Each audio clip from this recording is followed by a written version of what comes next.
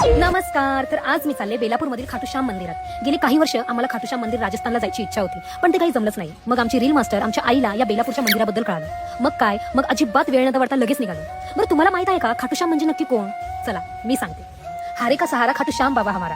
महाभारतातील भीमचा पुत्र घटोत्कच आणि त्याचा पुत्र बर्बरिक म्हणजेच भीमाचा नातू म्हणजे बर्बरिक म्हणजेच खाटूश्याम. श्रीकृष्णाने महाभारताच्या वेळी समर्पित केलेले बर्बरिकचे डोके अशा ठिकाणी ठेवले जिथून तो महाभारत पूर्णपणे बघू शकेल. आणि पूर्ण महाभारताचा एकमेव साक्षीदार म्हणजेच बर्बरिक. आणि श्रीकृष्णाने बर्बरिकला वरदान दिलेलं की कलियुगामध्ये तू लोकांच्या हारे का सहारा बनशील.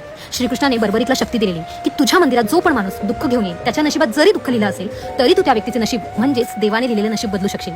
म्हणून खाटूश्यामला हारे का सहारा बोललं जातं. खाटूश्यामच्या दर्शनाला गेलेलो आम्हाला तिथे दुर्गा माता, शंकर, गणपती बाप्पा अशा सर्व देवांचेच दर्शन घडले. असं बोललं जातं की इथे येणारा प्रत्येक जण आपल्या मनात एक इच्छा घेऊन येतो आणि ती इच्छा मनात ठेवून नारळ बांधतो. दर्शन झाल्यानंतर तिथे थोडं बसलो, भजन केलं आणि निघालो. जाताना मात्र त्यांनी आम्हाला प्रसाद म्हणजे केळी आणि गुलाबाचं फूल हे प्रत्येकाला दिलं. ह्याचं काय वैशिष्ट्य आहे जर कोणाला माहिती असेल तर मला कमेंटमध्ये नक्की सांगा.